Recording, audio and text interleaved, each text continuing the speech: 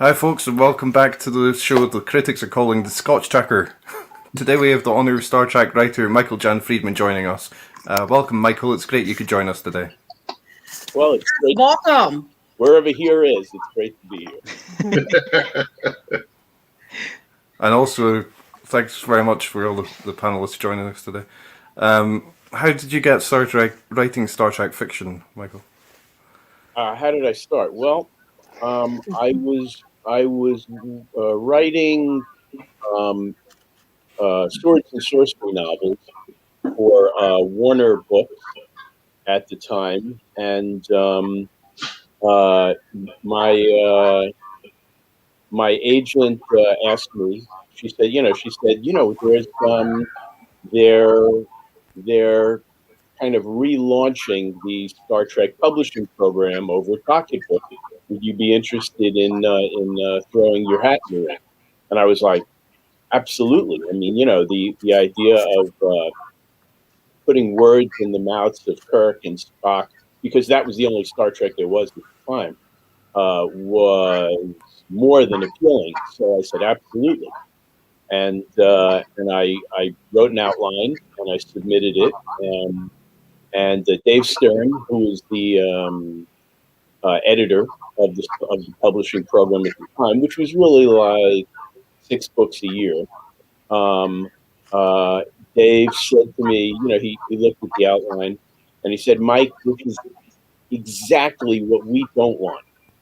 And I said, what? He goes, yeah. He goes, it's fantasy. It's fantasy. It's based on Scotch mythology, actually, as it happened, and it was a kind of a Scotty-centric book. And I said, yeah, but you liked my Swords and Sorcery stuff. I figured I'd go down that route. And he goes, I like your writing. I don't want to see fantasy. I want to see science fiction. So give me another outline that's a science fiction outline. So I said, okay. And I came back to him with an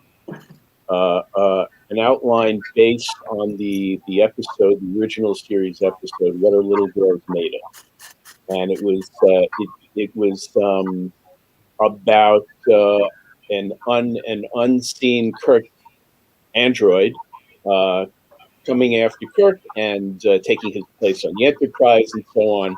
And I submitted that, and Dave got back to me, and he said, "You know what?" He goes, "This is great. I like this, but how does it end?" And I said, "Well, I didn't want to spoil that for you." He goes, "No, it's okay. I'm a professional. You can tell me the ending."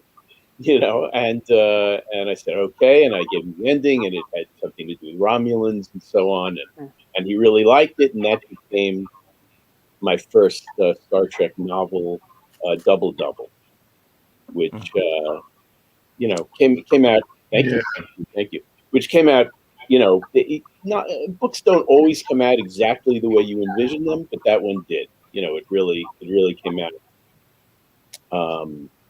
every bit as exciting and mysterious as I envisioned it originally. So I was very happy with that. And then it went on from there. It was sort of Dave said, "So what are you doing next?" And at that point, the Next Generation show had debuted, and I said, "Well, I'd like to do a Next Generation novel." And I gave him another outline, and at that point, it just became like a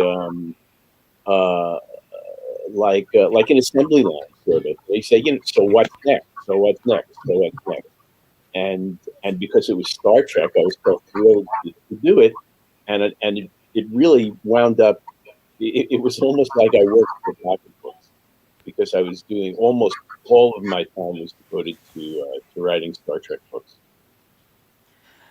You were talking about how this is the one book that actually stayed on the path in which you were going for.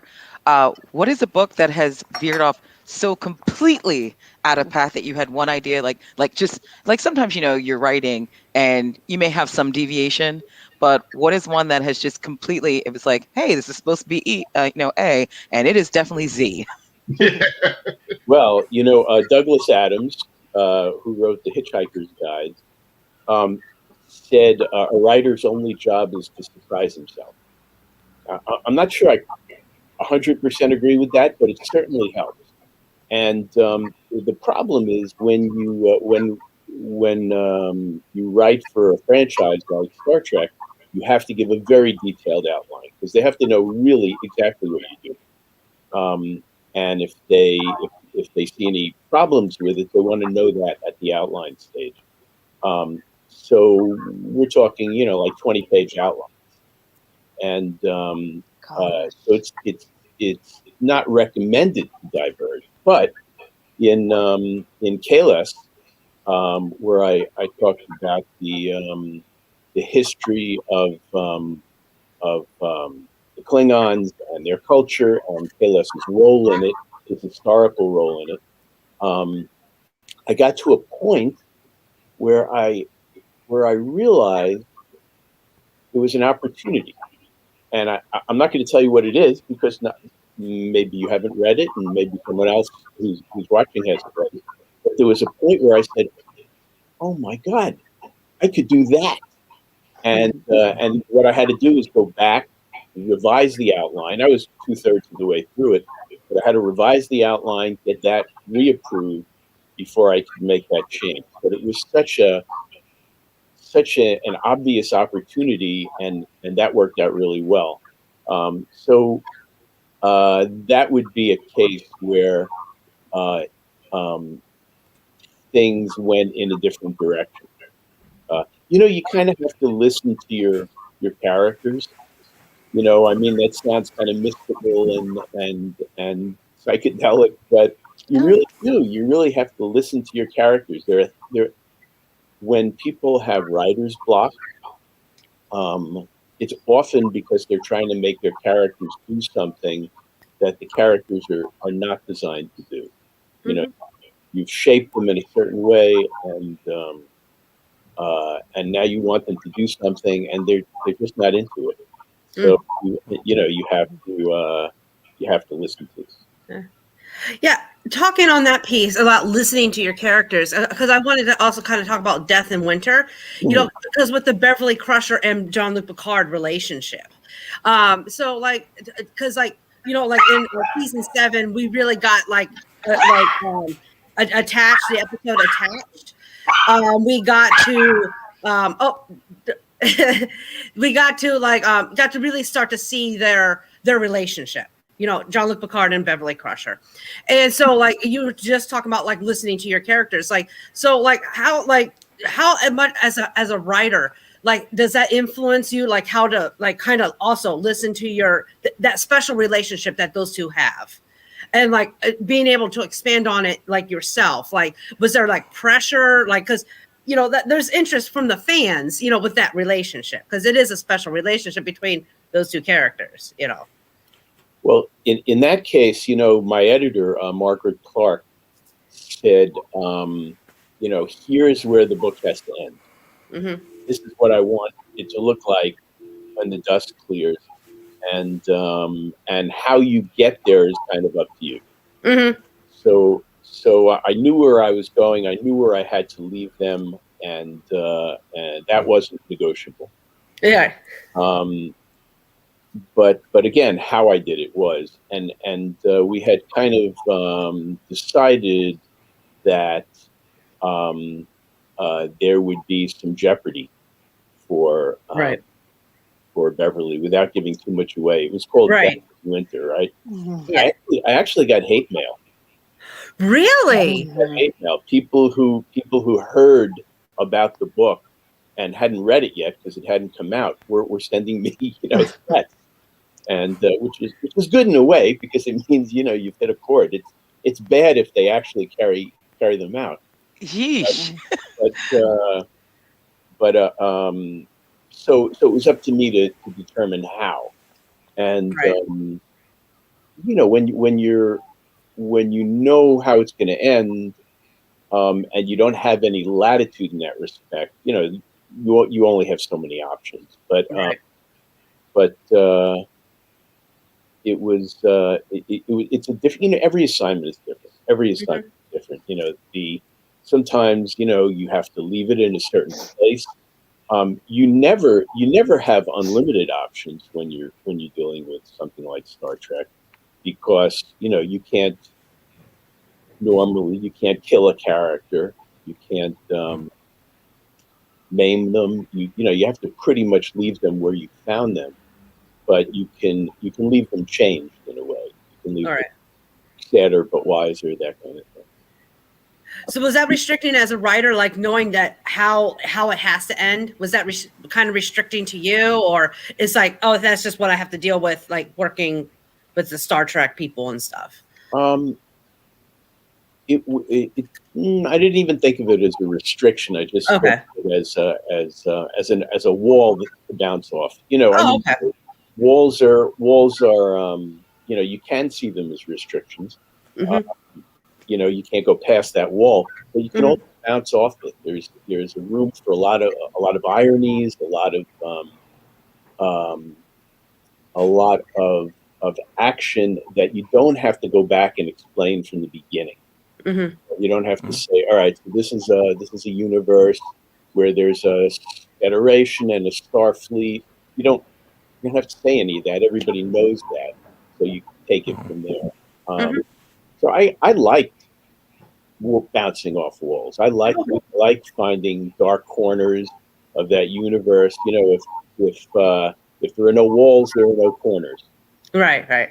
So you really, on the other hand, right, what I'm doing these days is all my stuff, almost all my stuff, and that's great too, in a different way. Can I take a trip back? Speaking of walls and corners, I'd love to talk a little bit about Reunion, which I remember when I first saw it, and it was all of a sudden this hardcover next gen novel, and it was the first, and it was really exciting to me as a reader at the time to say, wow, we've now broken that seal. And what I'm wondering from the writing and editing and publishing standpoint, what it was like to find out that yours would be the first hardcover. And then maybe if you wanted to talk a little bit about how you developed characters for Stargazer that eventually 10 years later became its own novel series. Would you like to share any thoughts on that? Sure. I wish I could tell you I remembered exactly how that took place, with the hardcover. I'm gonna guess that I wanted to do a hardcover, and I was pushing for a hardcover, and this lent itself to a hardcover. It was we were shining a light on Picard's past, and that was, I guess they thought that was worthy. That's probably the way it went down. As far as the characters, I was intrigued. Again, I like to shine lights in dark corners, and here they had told us that Picard had a command before the Enterprise, and we got one snippet. We heard that there was a guy named Vigo, but that's all we knew. So there was a Stargazer and a guy named Vigo. But not the Carpathian. I'm just kidding.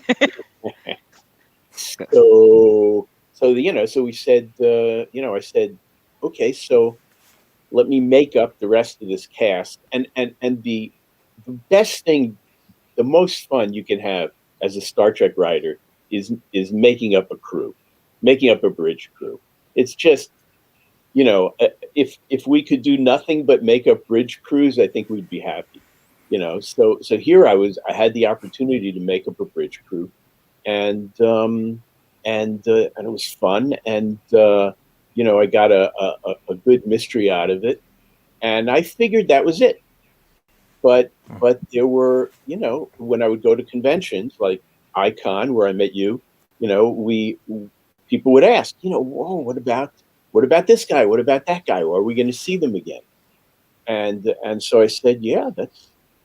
So I at one point, when John Ordover was the editor of the program, of the publishing program, he was encouraging people to kind of launch their own series. My friend Peter launched New Frontier, and others did others. Others did other spin-offs, we'll call them. And so the natural one for me was to do Stargazers. So I did a six book set of Stargazer novels that took place at the time when Picard was, new to that command, and had hair. So that was a lot of fun. And the Stargazer folks turned up in other books, like for instance, Death in Winter. They turned up in Susan Schwartz did a novel in which they showed up. I was writing the Star Trek comics, Next Generation comics for DC, and they showed up in a 3-issue set there. So so they had a life beyond that one book.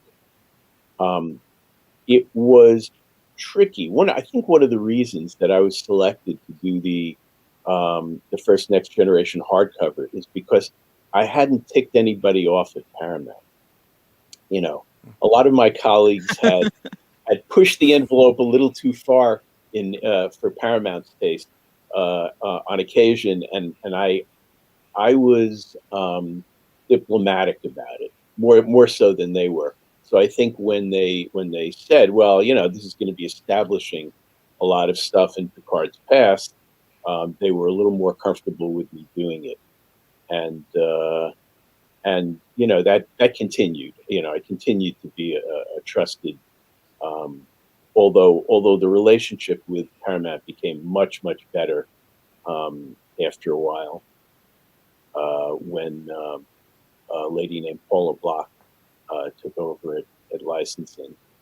So, but it was great. Putting together a new.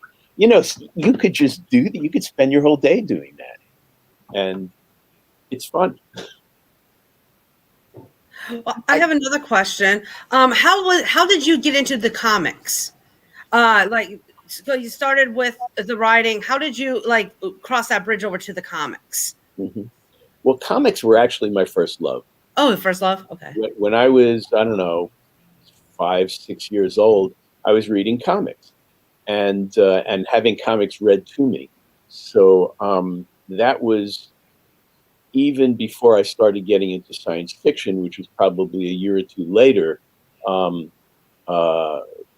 reading Heinlein and so on, the young adult science fiction. I was into comics. So I met Bob Greenberger. Here's Bob. There he is. There's Bob Greenberger. I met him at a Christmas party for pocketbooks. After I started writing for them, wrote Double Double, and I was starting to write my Next Generation novel.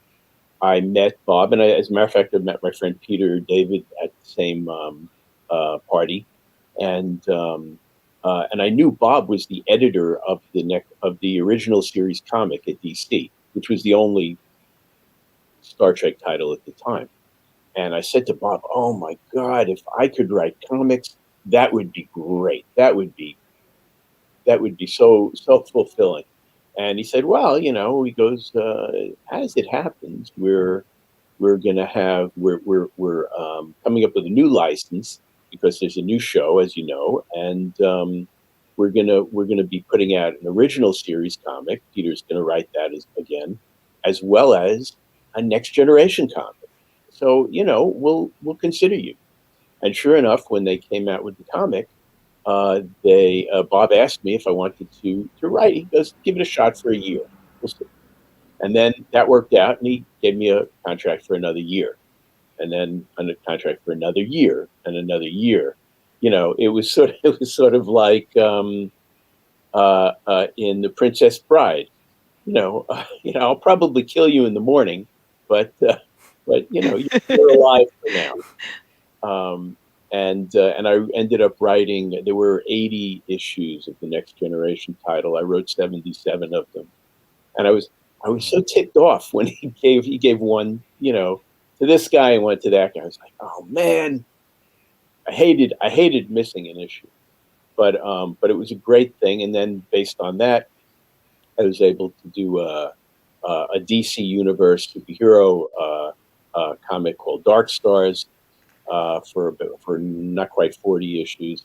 So it was thanks to Bob really that I got my foot in the door in the comics business.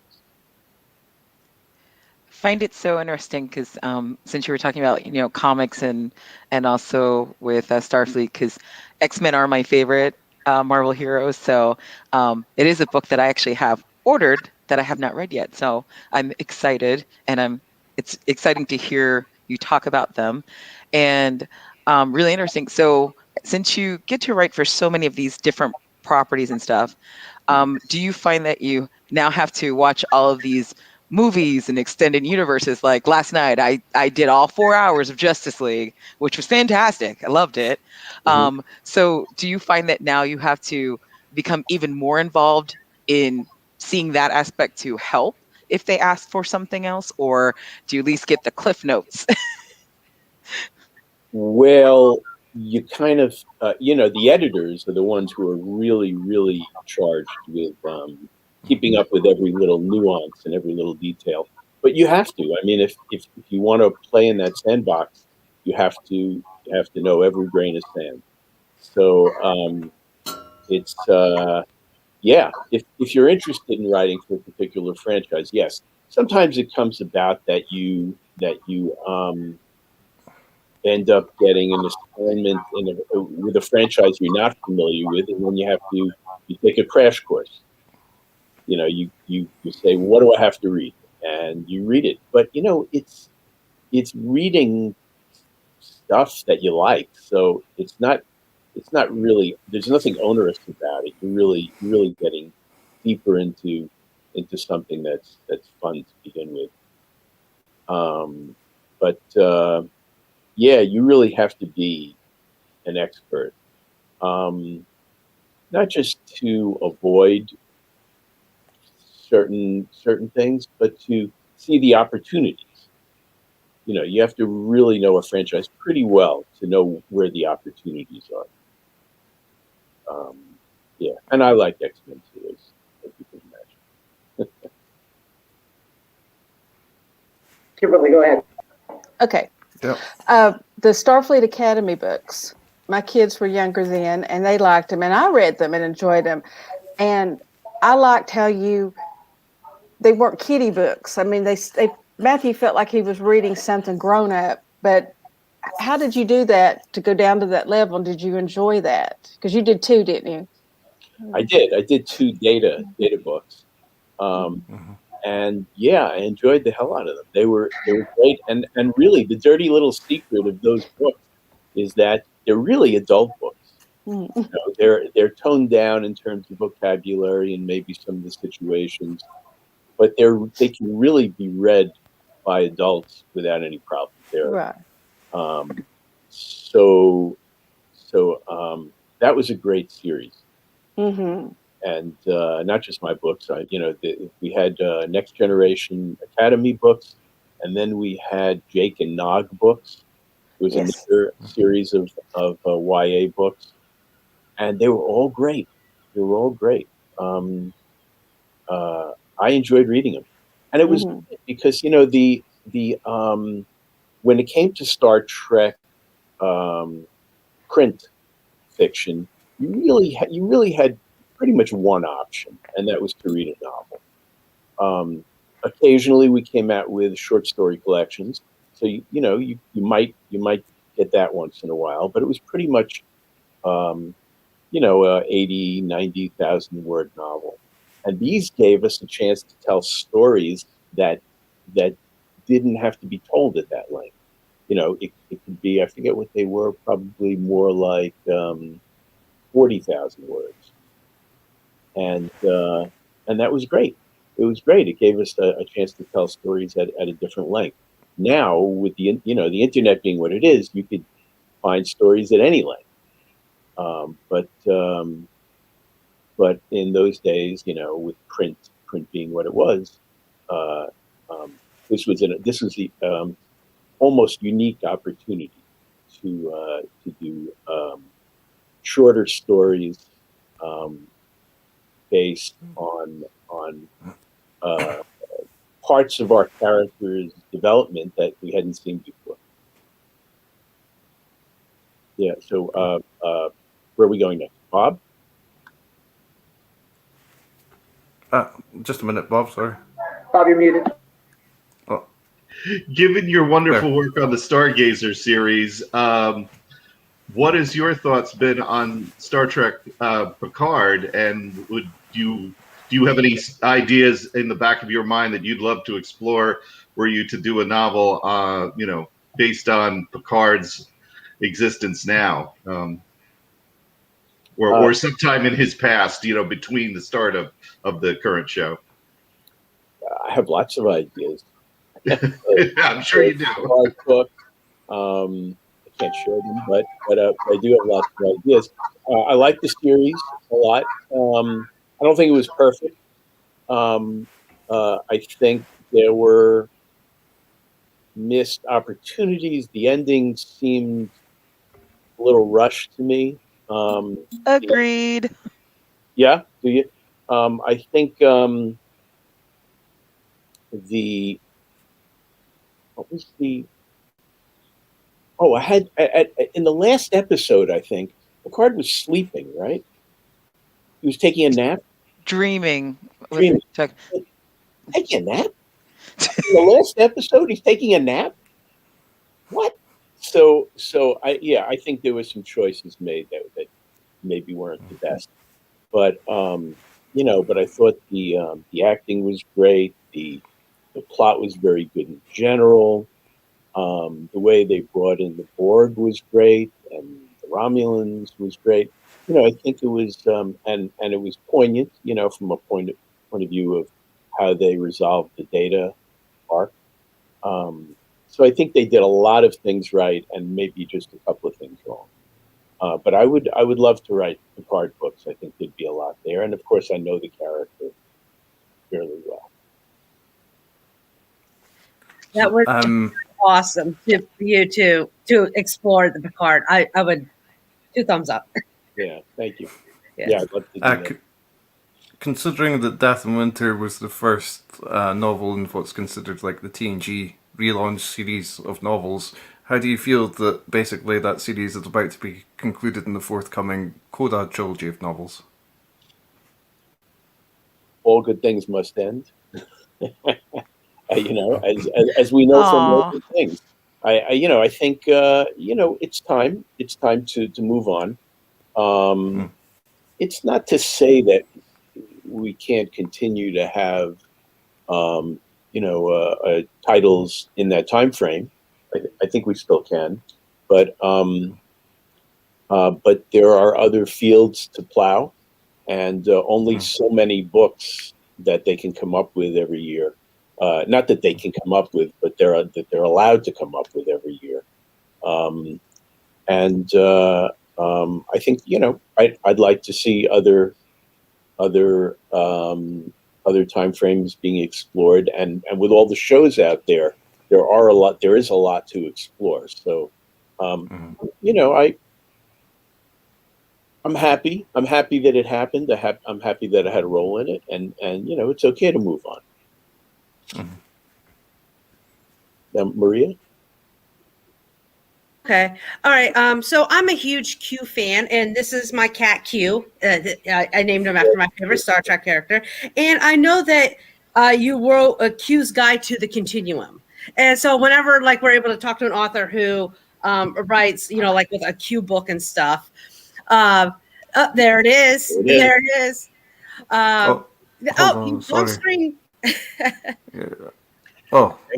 What happened? Oh no! It was probably Q. It was Q. It was Q. And also, I just want to give a quick shout out to John D. Lancey. It is his birthday today.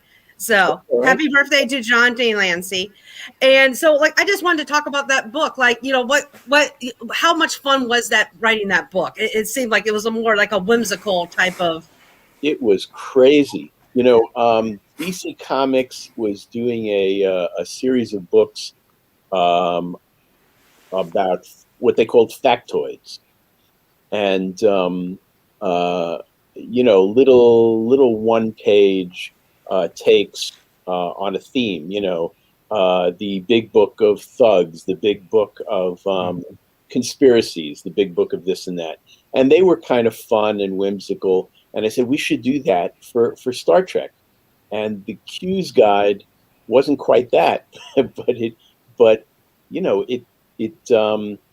really did have a series of factoids.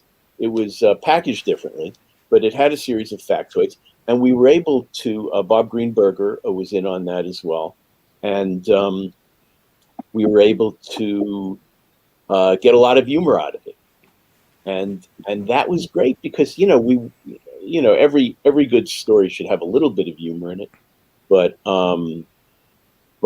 we weren't writing jokes, in the Star Trek publishing program. And here, this was a chance to write jokes, essentially.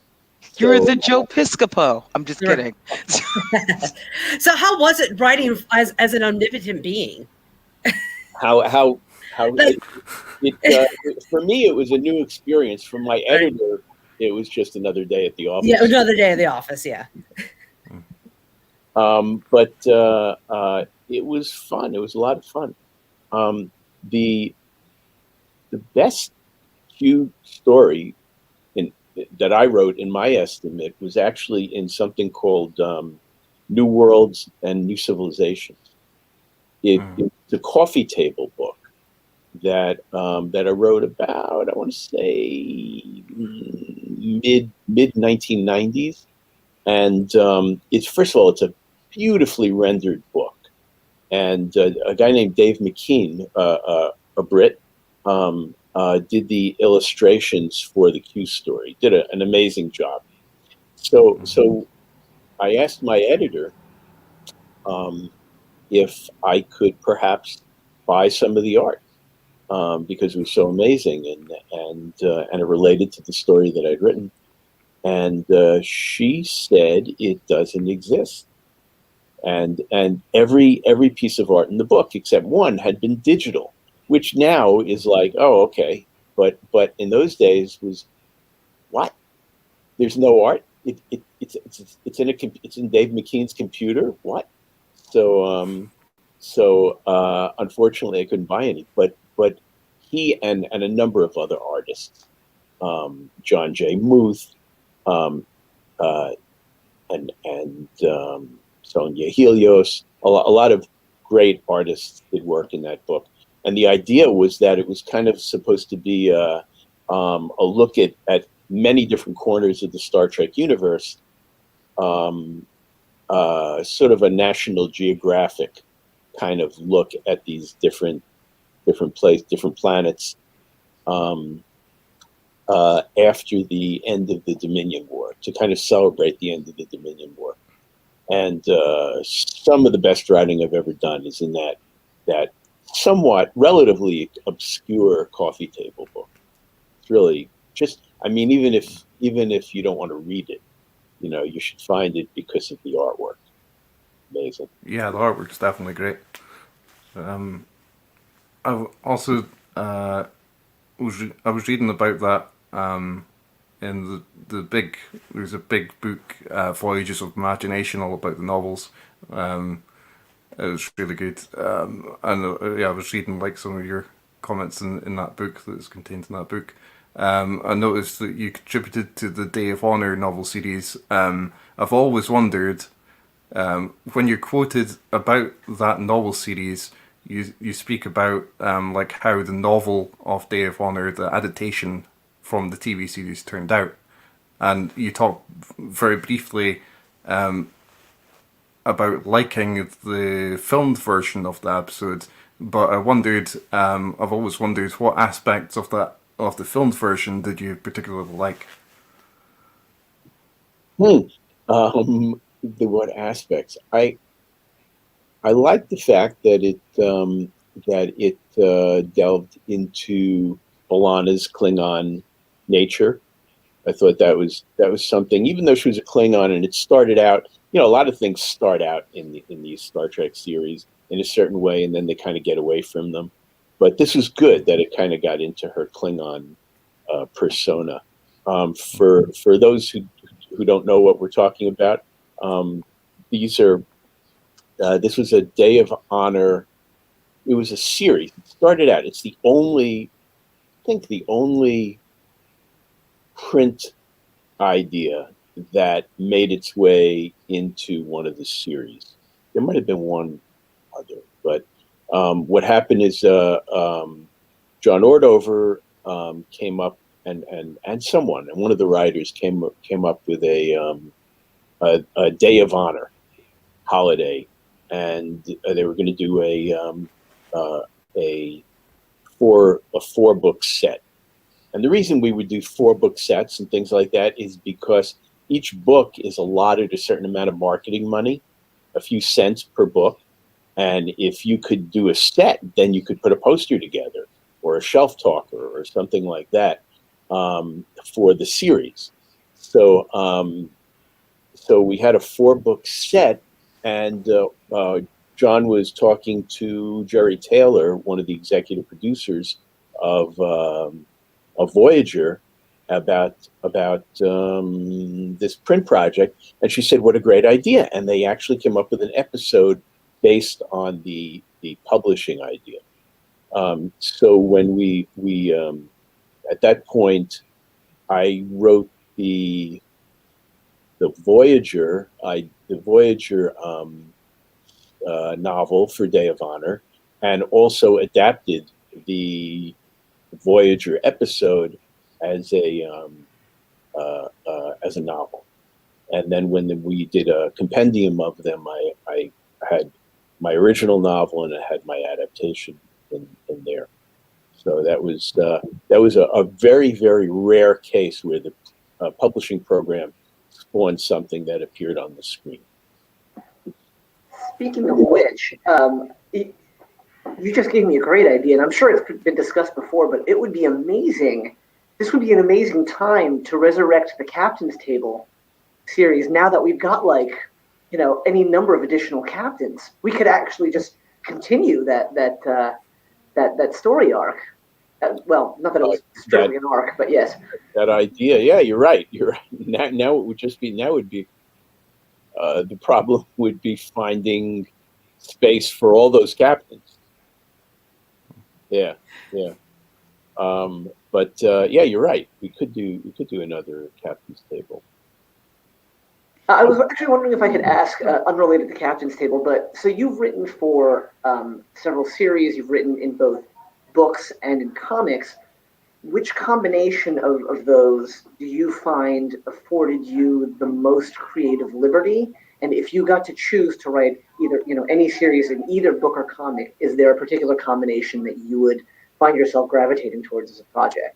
That was my question. That was your question too. Okay. All right. Well, Johnny and Danny, let's see. You know, books and comics are both great for different reasons. And I'm not sure, you know, in terms of, let's see, in terms of freedom, I think you have a fair amount of freedom with both. Ironically, the medium that gives you the least freedom is TV. I did collaborate on one of the Voyager episodes, an episode called Resistance, and one of the reasons that we were able to sell this episode to Jerry Taylor was because it wasn't expensive. The expensive episodes were reserved for the staff writers, and it wasn't what you call a bottle show, which is very inexpensive. It only takes place with standing sets on the ship, but it wasn't particularly expensive either. And I remember the very first time we pitched was to Next Generation. We pitched to a guy who had just become a writer. He had been an intern, a guy named Brandon Braga. You may have heard of him, and very young Brandon Braga. And we pitched to him, and this was it was I and one of my editors at Pocket. We were a team pitching to the show, and Kevin Ryan was his name, and Brannon was like, "Wow, you guys write the books? That's amazing!" And we said, "Why? Why is that amazing? You write the shows."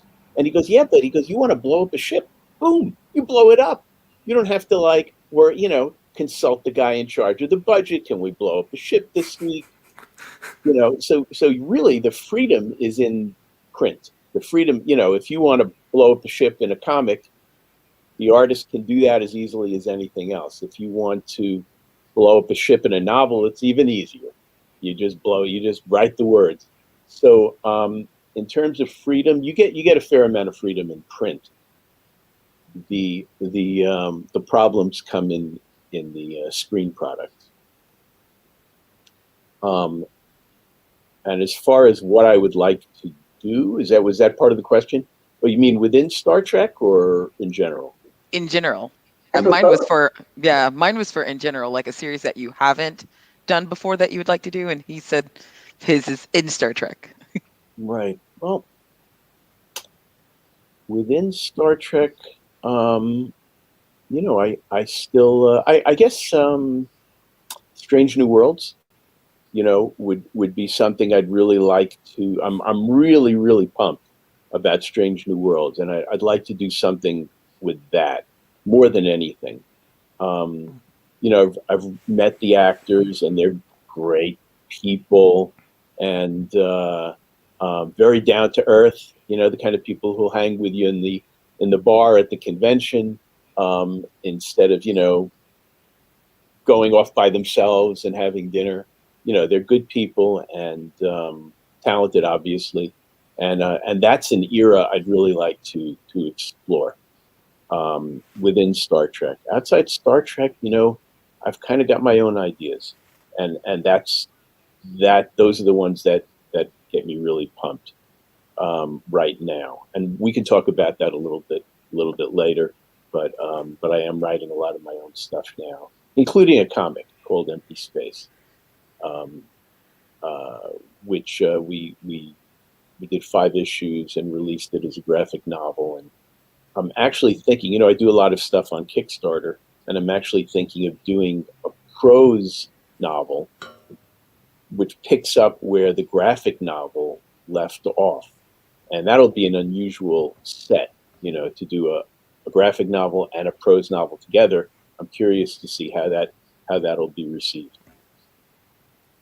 In fact, I can show you, as long as we're here, this is Empty Space. And what can I tell you? It's a space opera, obviously, a lot like Star Trek, but with some very, very significant differences. And we'll kind of, and the artwork, I have to show you, the artwork in this is just amazing. Yes, please show us the artwork. Right. Cool. Right. I mean, that is awesome. It's just amazing. The lines, the inks, the colors, just great stuff. I'm definitely intrigued. It's really cool. I was like, the protagonist is this guy Robinson Dark, and he wakes up in a place that he doesn't recognize. Let's see. Yeah, he wakes up in this place he doesn't recognize, and boy, I wish I could tell you more about it, but that would be kind of giving away the plot. No, don't. I was like, don't do it. Yeah. No spoilers. You're like, no spoilers. By Brazilian, a friend of mine, a Brazilian artist named Caio Cacau from Sao Paulo, and just great stuff. And if you like Star Trek, it's not Star Trek, but if you like Star Trek, you'll very much like that. So that's the kind of thing that, my own ideas are the ones outside Star Trek are the ones I'd kind of like to pursue. There are a few other things, a few other franchises, some Disney stuff that I'd like to do at some point, but Any of those that you said, those franchises, like anyone that you'd care to share that you would want to do one for that you haven't done? Yeah. Well, I like the Disney animated movie franchise. I think I'd like to do something with those. That would be it. It There's would be a interesting. series. There's a series called Twisted Tales. I don't think it's coming out anymore, maybe, but I thought that was pretty interesting. Taking a new take on existing Disney material. That could be extremely fascinating. Yeah. I think I kind of remember them. It's been a while, but I do it. do it so that I can do more of these where I go, ooh, I have a different book.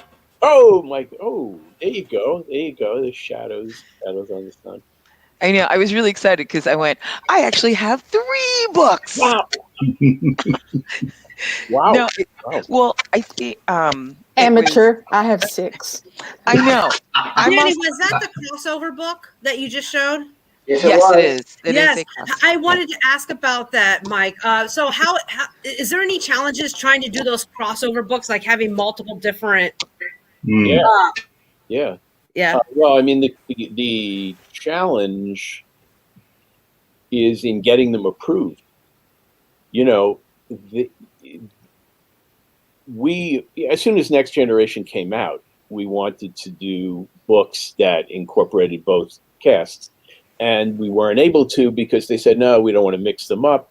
And it was only after they began to establish, really right from the beginning, they established that McCoy was alive in the Next Generation. So he was fair game, but they didn't really want us to do anything with him in the books because they didn't know if they'd be doing anything with him on TV.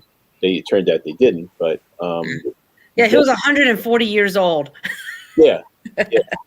Which, oh my gosh. I feel like that sometimes, after a rough weekend. But so he was established, and then they established Spock in Unification, and then they established Scotty in Relics. So now we had all 3 of them, and we were able to legitimately go to the powers that be and say, we want to do a crossover with Spock and McCoy and Scotty. And at that point, we had a leg to stand on, and they approved it. And again, it had to do with the fact that they trusted me because I didn't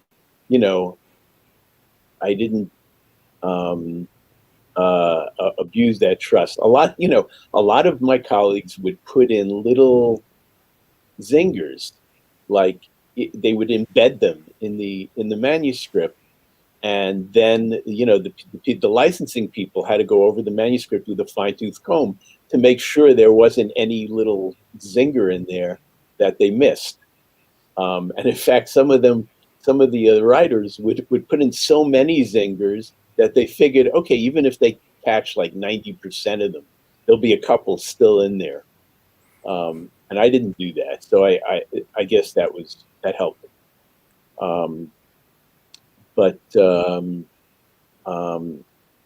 So anyway, so crossover.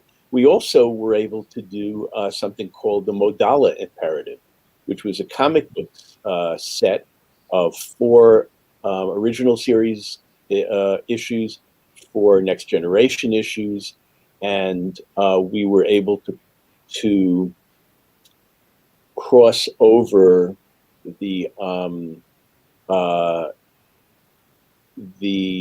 some of the characters in the Next Generation with the original series and so on. It was kind of a multi-generational story that took place in 2 different time frames, and that was as close as we could get to mixing the 2 casts. At that point, we had Spock and we had McCoy.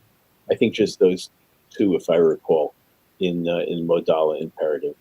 And then also, I did a crossover, a 2-issue crossover with Howie Weinstein, who was writing the original series, Next Generation. I mean, the Star Trek original series comic, and I was writing Next Generation. and we did a crossover where the two crews actually interacted without knowing who they were interacting with.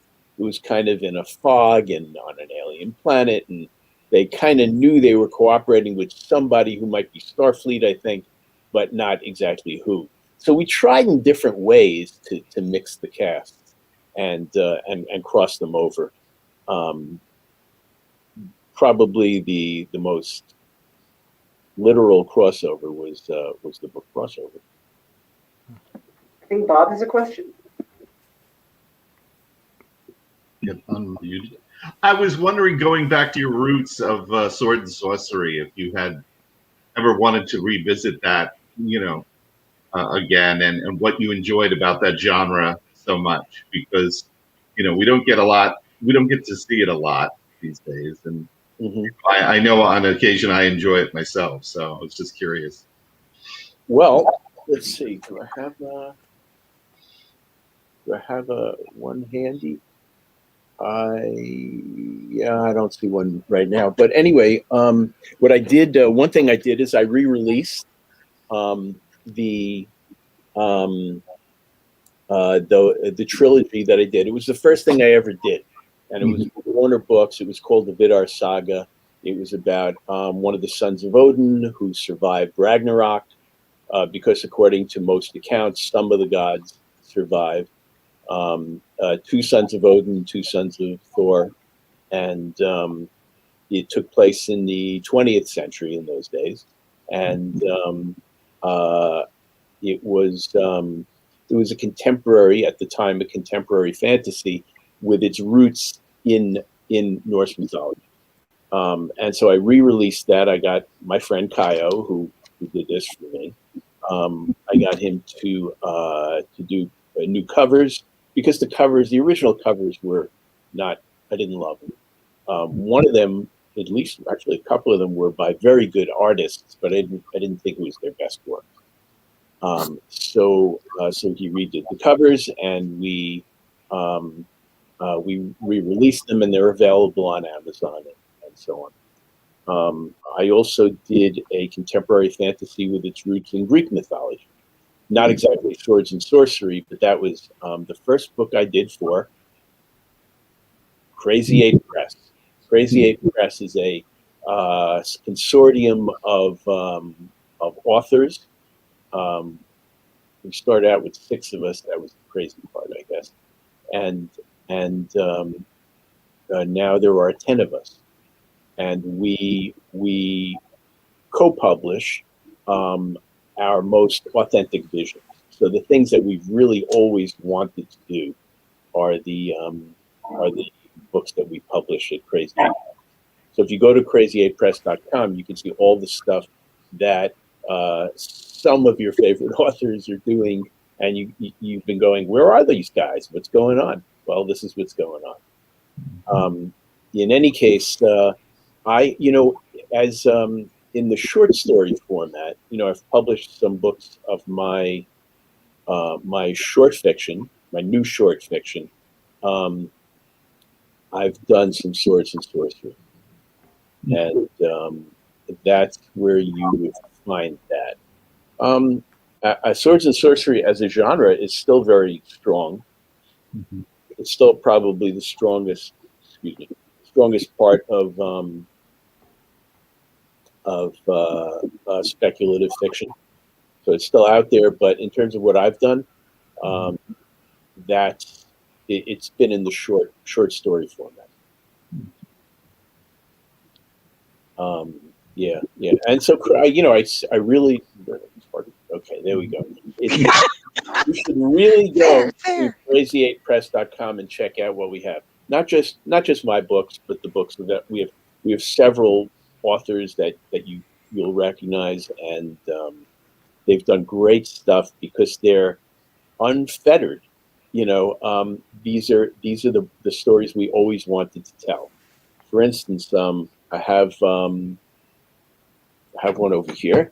I have this is a book called Aslan, It's about it's a 21st century Aztec Empire noir murder mystery series. Ooh. So at one point I pitched this to a friend of mine at Del Rey, an editor, and she said, "Mike, I love this idea. This is a great idea. I want to read these books. I can't buy these books because, what? 21st century noir Aztec Empire murder mystery. Can you imagine if I brought this to a bookstore buyer? His head would explode. So, I can't sell these, but boy, if you publish them, I want to read them. So it's the gumshoe in this case is Mashtla Kalua. He's a investigator for the Empire, and they're murder mysteries. So this is the kind of thing I can't do with a traditional press, but at Crazy 8 Press, we can do a lot. We can turn on a dime. So there's a lot of things that we can do. And if you're curious, you should check it out. The books are available through Amazon, and also I kickstart them every 6 months or so. I kickstart something, and it's worth checking out. Cool. Yeah. But earlier you had said that during your series that you changed artwork in the last book that you were talking about, that you love the artist, but it was maybe not the right one for that. Is there a story that you have written that you wish that you could go back and maybe make a different choice as well for yourself? And it doesn't have to be a specific genre, just any book. Okay, that's a good question. Any story where I would go back and essentially do it over. I think maybe make a different path. Like, it starts one way and just a different path. I think maybe the Stargazer books. I've written 80 books, and so you like to experiment, somewhat. And the Stargazer books were very much geared to the characters. They were very character driven and not very plot driven. So, it's sort of it was almost like a lower decks kind of treatment. And I think if I could, I think I would go back and put in more A-plot stuff. More Star Trek like large plots, large events, with make it a little more plot driven, and keep a lot of the character stuff. But it was very much like a soap opera. It was very, very much character driven. And while I think that was successful in some ways, I think in other ways maybe it wasn't. Good question. Perfect. Cool. So thank you very much for joining us today, Michael. Sure. My pleasure. Thanks for having me. Yeah. Yes, thank you, Michael, for joining us. Thank you. All around. Round of applause. Yeah. I like to go all the way around. Just no, it is. Yeah. It's always a joy to speak with authors and Yes. hear their stories, so that it kind of brings us closer to understanding your vision, and even maybe putting ourselves maybe in that mindset as well. So it's always great to hear those stories. And I'm actually on Crazy 8 Press right now, Me looking too. at it. So there is an assortment. So I definitely recommend people going over to it, because I think it's important that we celebrate, not just for the author. Of course, we all love Star Trek, but celebrating passion indeed, being an artist, being a writer, especially in these times where it's kind of hard for artists and everyone to be seen, to support people and their individual projects. Right. And so definitely check it out. It's really kind of fun. Like, I'm sitting here reading, because it's a whole series, and I'm like, you said you had me at noir. They have a Facebook page too. Yeah. So I like that. It's in my shopping cart. Awesome. So, where can fans find you on social media these days? Well, they can find me at crazy8press.com. That you could use the numeral or the word. They can find me at michaeljanfriedman.net, all one word, .net. That's my website. On Twitter, I'm Friedman MJ, and Facebook, I'm Michael Jan Friedman. Cool. Thank you for asking. Yeah, not a problem, most definitely. And please like and subscribe to the Scotch Trekker. Smash that Right. like button on the YouTube. Yours. And we'll definitely put your information inside as Definitely. well, so that Right. everyone can look at it and try to put that Yeah. out there as well. So support, Support. and have a great Saturday. Yeah, Yes. thank you. All you as well. All right, bye. Thanks you. again. Cheers. For joining us. Cheers. Thanks for joining us. Bye.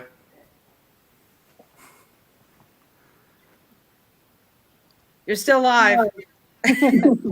It's ending.